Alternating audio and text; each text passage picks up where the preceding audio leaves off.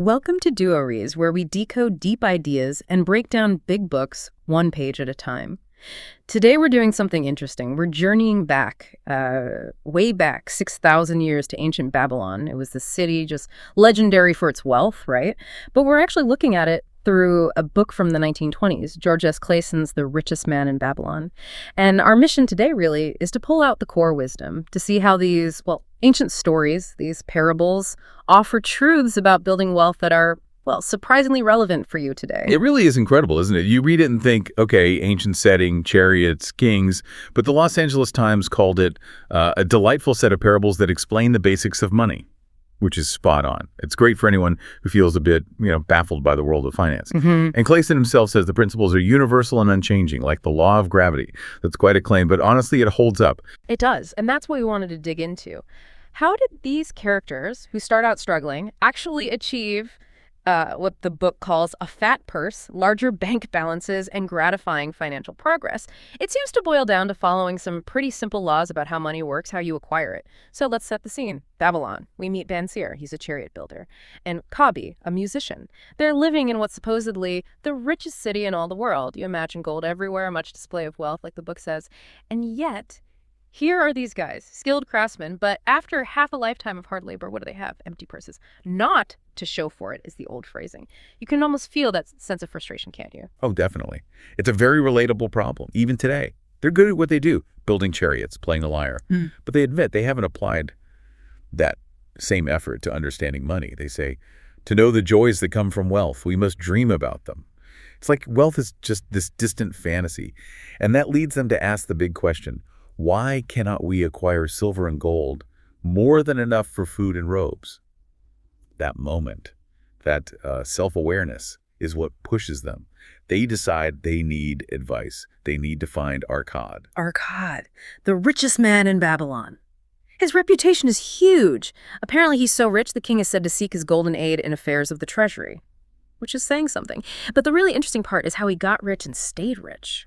It says his wealth grew more rapidly than he spent it, even though he was generous. Right. And his old friends, Bansir and Kabi, were his equals once they're wondering, was it just fickle fate? Did he just get lucky? But Arkad shuts that down pretty quick. He tells them, if you have not acquired more than a bare existence, it is because you either have failed to learn the laws that govern the building of wealth, or else you do not observe them. No luck involved. It's about knowledge and action. Exactly. And Arkad himself wasn't born rich. He started as a scribe, remember. He makes it clear wealth isn't about stumbling into gold or some random inheritance. In fact, he warns that unearned gold often leads to trouble. It makes people either wanton spenders who blow it all, or the opposite. They become misers, just hoarding it fearfully. For him, real sustainable wealth comes from learning the principles, understanding the system. And his own story is key here. He talks about working long hours, carving these clay tablets, right, but just getting by, not to show for it month after month. So what changed? It was meeting Algamish, the moneylender. How did that conversation go? What was the big takeaway? That was the turning point. Algamish basically gave him the secret in one sentence. He said, I found the road to wealth when I decided that a part of all I earned was mine to keep, and so will you. Think about that. A part of all I earned was mine to keep. Before that, Arkad was paying the baker, the sandal maker, everyone except himself. Algamish told him, essentially, pay yourself first. And he gave him a specific number, not less than a tenth. Save 10% of everything you make. It sounds so simple when you put it like that. Just keep a tenth. And Arkad tried it, right? And he found that he could still live okay on the other 9/10. Yeah, exactly. He said, I managed to get along just as well. I was not shorter than before. It wasn't some huge sacrifice. And he used that great analogy of wealth growing like a tree. That first corn you save. Yeah. That's the seed. You keep saving, you water it, protect it, and eventually it grows into this, substantial money tree. It's foundational, that first step. And this idea, this pay yourself first, it worked so well for Arkad that the king, King Sargon, noticed something. He saw that most of the city's wealth, the gold, had filtered through the fingers of most of our people. It ended up with just a few rich men. So the king asks Arkad to teach everyone how to get rich, make Babylon a city of many wealthy men, which leads Arkad to lay out his main principles, the famous 7 cures for a lean purse. We should probably go through some of the big ones. Definitely. The first one is pretty much what we just talked about. Cure number 1, start thy purse to fattening. It's just hammering home that rule. For every 10 coins thou placest within thy purse, take out for use but 9. Save that 10th. He uses that analogy. Remember the egg merchant. Put 10 eggs in the basket, take out 9 each day. Eventually. The basket overflows. Simple math. Your purse, your savings account, same principle. Right. Then building on that saving habit, cure number 2 is control thy expenditures. And this is timeless wisdom too. Arcad says, what each of us calls our necessary expenses will always grow to equal our incomes unless we protest to the contrary. Oh yeah, lifestyle inflation. We still talk about that constantly. Exactly. He wasn't saying live like a pauper. He saw budgeting not as being restrictive, not slavery, but more like a tool, like a bright light in a dark cave that helps you see where your money's actually going. Find the leaks from thy purse, he calls them. It's about consciously choosing your cherished desires, the things you really want long-term over just, random everyday spending. Okay, that makes a lot of sense. So cure 1, save consistently. Cure 2, spend consciously. What's next for actually growing that saved money? Cure 3, make thy gold multiply. This is where it gets exciting. Arcad points out, gold in a purse earns nothing. Just sitting there, well, it's just sitting there. To build real wealth, your money needs to work for you. It needs to labor and increase. He talks about your savings becoming golden slaves, earning more money, and then their earnings, its children, earning even more. Compound interest. Pretty much. He gives this great example. A farmer invests 10 silver pieces. Through smart, consistent investment, after 20 years has become 30 1/2 pieces. But wait 50 years? That same 10 pieces grows to 167 pieces of silver. That's the magic of compounding, letting your money work hard over time. Wow. Okay, but putting your money to work sounds risky, maybe. What about losing it all? Good point. Which brings us to cure number 4. Guard thy treasures from loss. Arcad warns, misfortune loves a shining mark. You build up some wealth, and suddenly risks appear. The key principle here, security for thy principal. Protect your initial investment before you chase huge returns. And he's honest about his own mistakes. He tells the story of trusting Asmore, the brickmaker, a guy who knows bricks, not jewels, to go buy jewels in Tyre. And how did that work out? Badly. The Phoenicians were scoundrels and sold him bits of glass. He lost his investment because he trusted someone without expertise.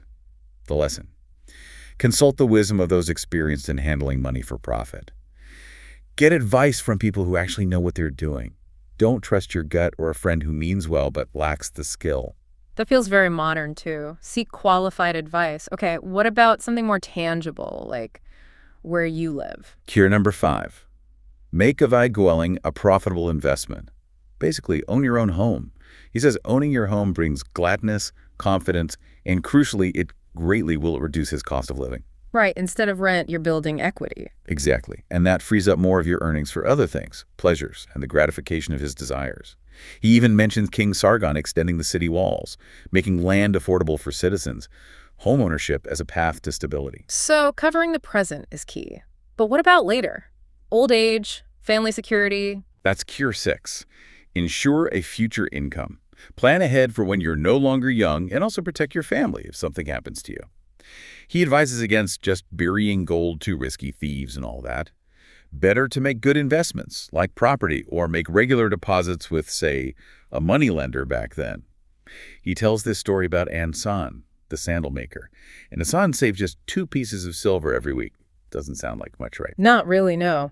But after 8 years of consistent saving, and presumably interest, it grew to 1,040 pieces of silver. Small amounts add up hugely over time. And get this, Arcad even sort of predicted life insurance. He talked about a future system where many men pay in but a trifling sum regularly, and that pool of money creates a handsome sum for the family if a member dies. Pretty insightful for ancient times. That is really forward-thinking. Okay, so we've got saving, budgeting, investing, protecting, home ownership, future planning. What's the last cure? The 7th cure ties it all together, really. It's increase thy ability to earn. Focus on yourself. He says the desire for more money needs to be strong and definite. You have to really want it. But wanting isn't enough. You need to improve your skills, your knowledge, apply more interest, more concentration, more persistence to whatever work you do. Like Arcad himself becoming a better, faster scribe. Exactly. He learned to carve more tablets, better tablets, and earn more. The lesson is, always be learning, always be improving. Stay in the front rank of progress. And this cure also included living honorably, paying your debts, taking care of your family, making a will. It's about building your value as a person, which increases your earning potential. Okay, those 7 cures cover a lot of ground. But the book also talks about luck. Good luck. There's that old Babylonian proverb, right?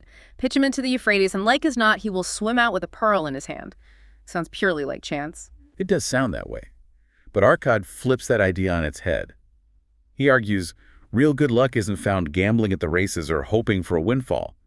He points out gaming tables are designed where men lose more gold than they win. The odds are stacked against you. No, Arcad says, good luck often follows opportunity, but seldom comes otherwise. Luck isn't passive. It's something you almost attract by being ready for opportunities and acting on them. Acting on them, that seems crucial.